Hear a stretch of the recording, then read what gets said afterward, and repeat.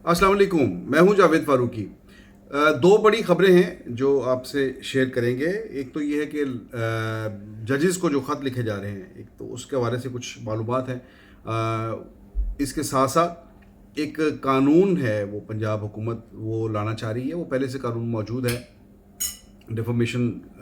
Law जो है उसके अंदर अमेंडमेंट की जा रही है। वो अमेंडमेंट क्या है, वो तरमीम क्या है, और उसके बाद नई शक्ल क्या कानून की बन रही है, वो मैं आपके साथ शेयर करूंगा। सबसे पहले तो ये जजेस का जो मामला है उस पर यह है कि जो एफआईआर काटी गई है उसके अंदर जो हवाला दिया गया है उस ख़त का, कि ख़त के अंदर क्या धमकी आमेज़ क्या था, मवाद क्या था, और क्या चीज़ क्या थी, और उसका कंटेंट क्या था, उसके अंदर लिखा गया था। उसमें लिखा ये था कि जो एफआईआर के मुताबिक वो ये है कि उसमें ये वेलकम टू बेसलेस एंथ्रासिस, ये एक एंथ्राक्स की एक किस्म है। जो एंथ्राक्स एक दौर में बहुत ज़्यादा मशहूर हुआ था ये इस बीमारी का, और मुख्तलिफ़ अखबारात में हम जब काम करते थे तो वहाँ पर लेटर्स आते थे, और वो कहा जाता था कि उसके अंदर एक पाउडर होता है जो बहुत ही मोहलक होता है, कि जो भी उसको छू ले या उसको सूंघ ले, उसको देख ले, वो वहीं पर उसकी मौत वाक़ई हो जाती है। लेकिन ये बेसलेस एंथ्रासिस जो है, ये इस बीमारी का जो है वो थ्रेट दिया गया है कि आपको ये बीमारी लाहक हो जाएगी जज साहिबान को। तो इसका जो पता किया, इसको जो सर्च किया गया, वो बेसलेस एंथ्रासिस माहिरीन से भी बात की गई। तो ये है कि ये ज़मीन से पैदा होने वाला एक बैक्टीरिया है जो आम तौर पर जानवरों में होता है, मवेशियों में होता है, और ये बहुत ही जानलेवा किस्म का बैक्टीरिया होता है, और उससे जो बीमारी यानी लगती है वो बड़ी जानलेवा होती है। अब शदीद किस्म का इंसान जो है, और फिर वो इंसानों में भी ट्रांसफ़र हो जाती है। जो उन जानवरों के साथ एसोसिएटेड होते हैं, उनके साथ करीब होते हैं, वो उन जानवरों से इंसानों को भी मुंतकिल हो जाती है, और उसके नतीजे में इंसान बहुत शदीद किस्म का बीमार होता है, और वो बिलाखिर एक जानलेवा बीमारी की शक्ल इख्तियार करते हुए इंसान को जो है वो ख़त्म कर देती है। तो जजेस को जो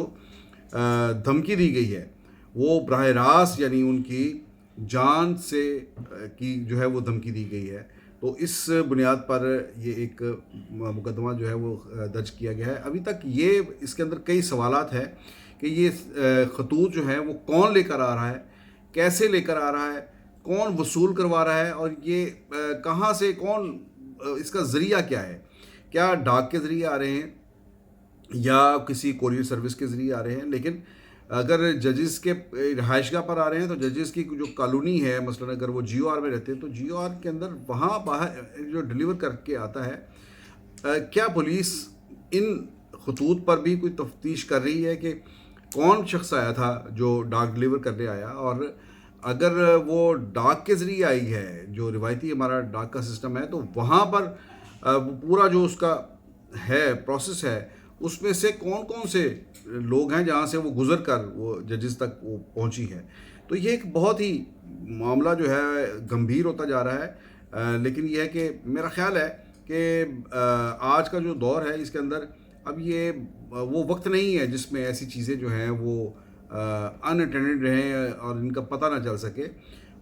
आजकल तो ये दौर है कि स्कैनर्स लगे हुए हैं जहाँ से पता चल जाता है कि जो भी लिफाफा आ रहा है, और जो भी या कोई चीज़ आ रही है, बैग वगैरह है, जो भी है उसके अंदर चीज़ों का पता चल जाता है क्या चीज़ है। तो पुलिस जो है इन्हीं खतूत पर जो है वो तफ्तीश कर रही है, और हम ये समझते हैं कि पुलिस जो है वो ऐसे अनासर का जो है वो निशानदेही कर लेगी, और पाकिस्तान की जो अदलिया इस वक्त जिस तरह से एक अंडर थ्रेट है, वहाँ से कहा जा रहा है कि उन्हें धमकियाँ मिल रही हैं, तो इस मसले का भी हल होना चाहिए। अदलिया हमारी जो है वो बड़ी लाडों से पली बड़ी है, और इसको बड़ी धूप छाँव इसने देखी है, और अक्सर ये नाजुक अंदाम हमारी अदलिया ने कई जो आए आमराना द्वारा आए तो उसमें वो सख्ती जो है उसको फेस नहीं कर सकी। और ये मैं नहीं कह रहा, ये जस्टिस नसीम हसन शाह का इंटरव्यू देखें आप, उसके अंदर वो कह रहे हैं कि जजेस हैं वो भी इंसान ही होते हैं, वो मुलाजम होते हैं, तो वो एक ख़ास हद तक दबाव जो है वो बर्दाश्त करते हैं। लेकिन अब ججز کی ایک موومنٹ چلی افتخار چودھری کے حوالے سے، اس کے بعد سے اب یہ خیال کیا جاتا ہے کہ ججز اور وکلاء کمیونٹی جو ہے یہ پہلے سے زیادہ بولڈ ہیں. جسٹس شوکت صدیقی نے بھی جس طرح سے اپنا کیس جو ہے وہ لڑا، اس کے بعد بھی یہ ہے کہ یہ شاید اب چیزیں جو ہے یہ اس طرح سے نہیں آگے بڑھیں گی اور بہتری آئے گی. دوسری خبر جو میں نے کہا کہ ڈیفامیشن لا جو ہے اس کے اندر ایک ترمیم کی جا رہی ہے، تو پنجاب حکومت یہ ترمیم کرنے جا رہی ہے جسے کہتے ہیں توہین اہانت کا جو قانون ہے اس کے حوالے سے. مثلا کسی کو آپ ڈیفیم کرتے ہیں تو اس پر وہ اپنا حق محفوظ رکھتا ہے کارروائی کرنے کے. اس کے حوالے سے پہلے بھی قانون موجود ہے، لیکن اس میں ابھی تک آج تک کوئی کارروائی دیکھنے میں آئی نہیں ہے کہ کوئی کیس گیا ہو. اگر کسی نے کسی کی شہرت کو نقصان پہنچایا ہے، کوئی بے بنیاد خبر شائع کی ہے یا نشر کی ہے، تو اس پر کبھی کسی کو کوئی گرفت میں آیا نہیں ہے. تو اب اس قانون کو پنجاب حکومت لے کر آ رہی ہے، اور آج ہی ہمیں وزارت قانون کے بہت ذمہ دار لوگ ہیں انہوں نے بتایا کہ اس قانون کے تحت اب جو نئی جو چیز جو اس کے اندر متعارف کرائی جا رہی ہے، جو تبدیلی ہے، وہ یہ ہے کہ خصوصی عدالتیں قائم کی جائیں گی جو ڈیفامیشن لا جو ہیں ان کو ہی ڈیل کریں گی. اگر کسی کے خلاف کوئی ایسی کوئی غلط بیانی کوئی کرتا ہے، وہ غلط خبر اخبار میں شائع کرتا ہے، ٹی وی پر نشر کرتا ہے، یا سوشل میڈیا پہ ایون کوئی جو ہے وہ پھیلاتا ہے، تو وہ قابل گرفت ہوگا. اور یہ عدالتیں 3 ماہ کے اندر سمری ٹرائل کریں گی، اور 3 ماہ کے اندر جو ہے ان کیسز کو جو ہے وہ اپنے انجام تک پہنچایا جائے گا. اس میں 3 سال تک قید ہے اور 6 لاکھ تک 5 یا 6 لاکھ تک جو ہے وہ جرمانہ تجویز کیا جا رہا ہے. ابھی یہ ایک ڈرافٹ ہے جو تیار کیا جا رہا ہے، اور یہ آئندہ چند دنوں میں کابینہ کے پاس پیش کیا جائے گا، جس کے بعد یہ اسمبلی میں بھیجا جائے گا منظوری کے لیے. اب یہ قانون جو ہے یہ کیوں بننے میں آ رہا ہے، یہ اس کی بیک گراؤنڈ جو ہے وہ بڑی انٹرسٹنگ ہے. وہ پچھلے دنوں شیر افضل مروت انہوں نے ایک بیان دیا کہ ان کے قتل کی جو ہے وہ کسی نے سپاری دے دی ہے، اور وزیر اعلیٰ پنجاب کو انہوں نے اس حوالے سے جو ہے ان پر الزام دھرا. اسی طرح سے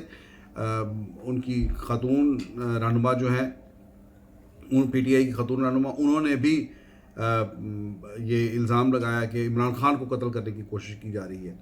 تو اس پر اب سنجیدگی سے یہ غور کیا جا رہا ہے کہ ایسے بے بنیاد الزامات کہ کسی کے قتل کا آپ کہہ دیں کہ وہ قتل کیا جا رہا ہے اور قتل کرنے کی سازش کی جا رہی ہے، یا میرے قتل کروانے کے لیے میری سپاری دے دی گئی ہے کسی کو، تو یہ ان چیزوں کو کسی منطقی انجام تک پہنچانا اب ضروری ہے. اور میرا خیال ہے کہ یہ ضروری بھی ہے، کیونکہ پاکستان کے اندر جو سوشل میڈیا جب سے آیا ہے اس کے بعد بہت زیادہ یہ ایک ٹرینڈ دیکھنے میں آیا ہے کہ جو منہ میں آیا وہ لوگوں نے کہہ دیا، اور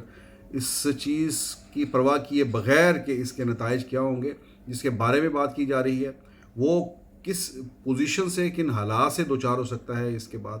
تو ان تمام چیزوں کو کی پرواہ کیے بغیر لوگ جو ہیں وہ منہ کھول کے بول دیتے ہیں. لیکن